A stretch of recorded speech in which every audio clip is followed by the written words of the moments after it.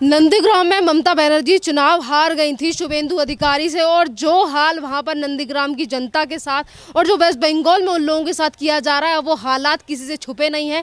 और जब दौरा किया वहां पर राज्यपाल जगदीप धनखड़ ने, उन्होंने भी कहा कि ये जो व्यवस्था यहाँ पर है, लोग जिस तरीके से पलायन कर रहे हैं, लोग यहाँ से जा रहे हैं, इन सारी परिस्थितियों पर ममता बनर्जी को ध्यान देने की आवश्यकता है। ममता बनर्जी दरअसल पता नहीं उसको दीदी क्यों लोग कहते हैं। सबसे बड़ा सवाल तो ये है, नाम है ममता। ममता कितना प्यारा नाम है। जो मुख्यमंत्री होता है वो शपथ लेता है कि हम भारत के संविधान के अनुसार से सबको समान दृष्टि से देखेंगे, कोई भेदभाव नहीं करेंगे, कोई अंतर नहीं देखेंगे। लेकिन उसके नीचे क्या क्या हुआ, वीडियो आया, पूरा देश देखा, दुनिया देखा। दुनिया के 27-28 देशों की नौजवान, महिलाएं, बुजुर्ग तख्ती लेके खड़े हो गए कि सब हिंदू हिंदुस्तान में खड़े हैं, और हिंदुस्तान में बंगाल को दूसरा कश्मीर बनाया जा रहा है। ये दुर्भाग्य है। पूरा देश रोया है ममता बनर्जी के इस कुकर्म पे। पता नहीं ममता बनर्जी जवानी में पता नहीं क्या क्या किए हैं कि उनको थोड़ा भी दया नहीं। माने नाम ममता, कुछ तो अंश होना चाहिए ममता का। नारी हो यार। यहाँ तुम उसकी क्या दुर्गा पाठ करती हो। दुर्गा पाठ में जानती है क्या लिखा हुआ है?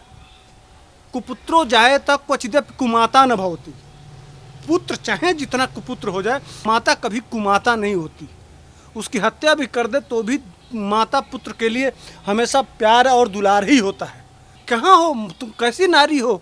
कैसी भारत, कैसी कैसी तुम दुर्गा हो? वहाँ लिखा हुआ है कुपुत्रो जाए तक क्वचिदप कुमाता न भवती। तुम तो बंगाल के हर नागरिक, प्रत्येक बच्चा, हर औरत, हर बेटी की सुरक्षा की जिम्मेदारी की शपथ ली हो, और उस शपथ का क्या कर रही हो ममता बनर्जी तुम? इसीलिए तुमको किस तरह से तुम दुर्गा पूजा करती हो? राज्यपाल ने जो कहा है कि ममता बनर्जी को इन सारी चीज़ों पर ध्यान देने की ज़रूरत है, और वहाँ का जो उन्होंने निरीक्षण किया है, अब उसके आधार पर वो भी एक रिपोर्ट तैयार करेंगे। और जो 4 लोग भेजे गए थे होम मंत्रालय की तरफ से, गृह मंत्रालय की तरफ से, अब वो भी अपनी रिपोर्ट बनाएंगे। तो आपको क्या लगता है कि जो सुधार हैं, इनमें चेंजेस लाने के लिए क्या व्यवस्था अपनानी चाहिए? शुरू से घमंडी रही है ममता बनर्जी।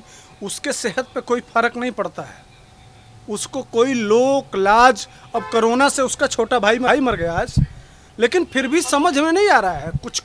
कोई चिंता नहीं है उसको, कौन मर रहा है, कौन जी रहा है। मैंने बच्चियों के साथ, फूल जैसी बच्चियों के साथ उठा के ले जाके जहां बलात्कार हो रहा है, और पूरी मीडिया साइलेंट है, सारा देश पूरा चुप है। लिबरल गैंग तथा कथित अवार्ड वापसी गैंग और जितने ये लोग हैं, सब कोई आज फिल्मी दुनिया पे ये तख्ती गैंग, कठुआ से लेके सब मामले में जो आ जाते हैं, आज भाग के देश छोड़ दिए हैं। पश्चिम बंगाल पे किसी के कोई अमिताभ बच्चन की बीबी हो या दुनिया हो, घूमने गई थी ना, तो जब गई थी तो कम से कम उसके बाद, जो जीतने के बाद जो कांड हुआ है, उस पर भी तो कुछ बोलिए।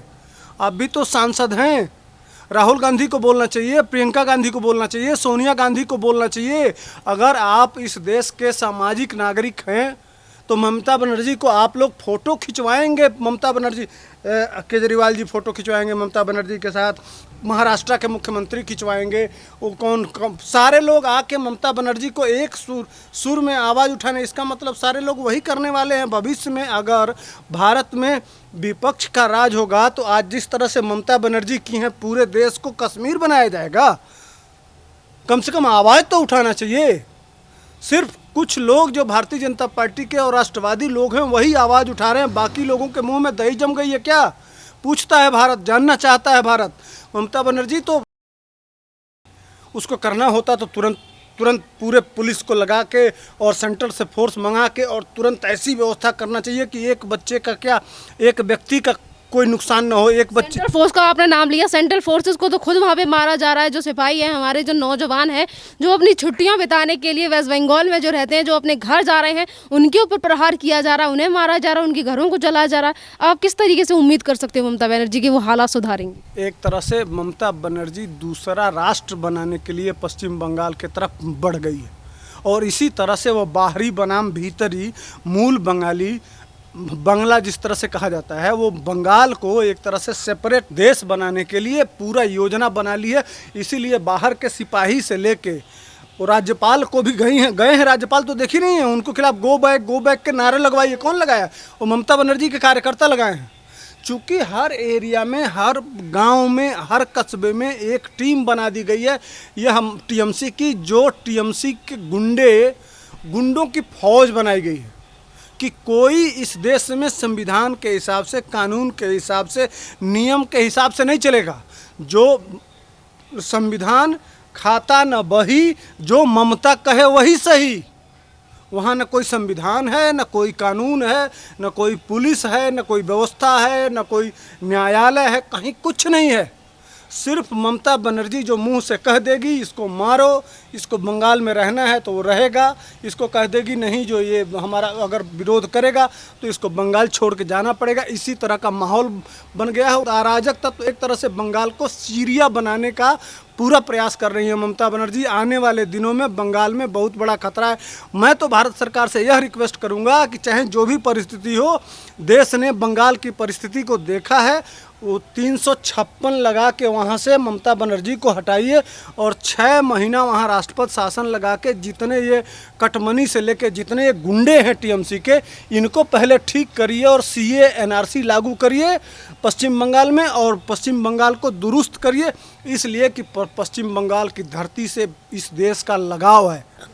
वहाँ से वंदे मातरम निकला है, वहाँ से राष्ट्रगान निकला है, वहाँ से स्वामी विवेकानंद जाके दुनिया में हिंदुत्व के परचम को लहराया है।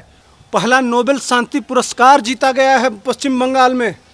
वर्ल्ड की ख्याति रही है, ज्ञान की गंगा रही है पश्चिम बंगाल, और उस पश्चिम बंगाल को आज बांग्लादेशी और रोहिंग्या सेकंड कश्मीर बना रहे हैं। इसलिए भारत सरकार को सजग रहना चाहिए, सतर्क रहना चाहिए और 356 लगा के ममता बनर्जी को हटा के और वहाँ राष्ट्रपति शासन लगा के पुनः वही परिस्थिति लाना चाहिए जिससे वहाँ हिंदुत्व का परचम लहराए। ज़्यादातर वेस्ट बंगाल में तो हिंसा हो ही रही है जब से इलेक्शन के रिजल्ट आए हैं, पर नंदीग्राम की जनता पे ज़्यादा गुस्सा दिखा क्यों रही है ममता बनर्जी? क्योंकि वहाँ से हार गई हैं इसीलिए? हाँ, स्वाभाविक है। इसलिए कि नंदीग्राम पहले दिन ही शुभेंदु अधिकारी ने कहा था कि ममता बनर्जी को मैं 50,000 से हराऊंगा, और उसने हरा के दिखा दिया।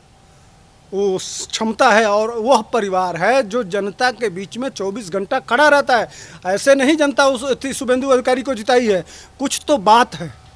वो पूरा परिवार इस समय भी लगा हुआ है, ऑक्सीजन सिलेंडर से लेके और ये जितने मशीन और सारी, वो लोग ज़मीन पे काम करते हैं। ममता बनर्जी काम नहीं करती हैं, इसीलिए छोड़ के भाग के जाना पड़ता है। यहाँ सारा विपक्ष, चाहे वो राहुल गांधी को वायनाड जाना पड़ा हो, ये काम तो करते नहीं हैं। सिर्फ ट्विटर पे और एक तरह से अराजकता का देश में माहौल बनाना है। एक तरफ राष्ट्रवादी सरकार है जो अभी देखिए, इतना होने के बाद भी पश्चिम बंगाल में किसानों को पैसा भेजा है प्रधानमंत्री ने। इतना होने के बाद कि किसान वहाँ के खुशहाल हो, वहाँ के गरीब खुशहाल हो, ये होता है जो शपथ लिया जाता है।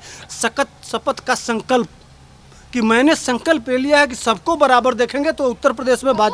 ममता बनर्जी का पर्दाफाश हो गया है, क्योंकि ममता बनर्जी के चाहे फिर वो वेस्ट बंगाल के डीजीपी हो या फिर मुख्य सचिव हो या ममता बनर्जी हो, क्योंकि इन लोगों की तरफ से कहा जा रहा था कि वेस्ट बंगाल में कोई भी हिंसा नहीं हुई है, जो चीज़ें उड़ाई जा रही हैं वो असली नहीं है। पर अब जब राज्यपाल वहाँ पर पहुँचे हैं और वो जगह जगह का दौरा कर रहे हैं, तो उन लोगों से भी मिल रहे हैं जो वेस्ट बंगाल को छोड़कर पलायन कर रहे हैं, आसाम की तरफ बढ़ रहे हैं। उन सभी लोगों का दर्द ममता बनर्जी को दिखाई नहीं देता क्या?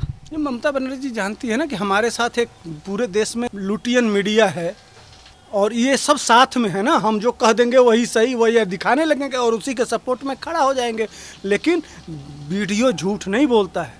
वहाँ की महिलाएं, वहाँ के बच्चे, वहाँ की नारियाँ, वहाँ के सारे लोग, जब लोग जा रहे हैं, चाहे वो सेंटर के जांच टीम हो या जो राष्ट्रीय अध्यक्ष हैं या राज्यपाल हो, सारे लोग जब जा रहे हैं तो सच्चाई खुल के आ रही है। ममता के मुंह पे कालिख पोता जा रहा है। उनको शर्म आनी चाहिए ममता कि तुम सुधरो नहीं तो तुम्हारे ऊपर 356 एक्सपोज होने वाला है। धन्यवाद सर।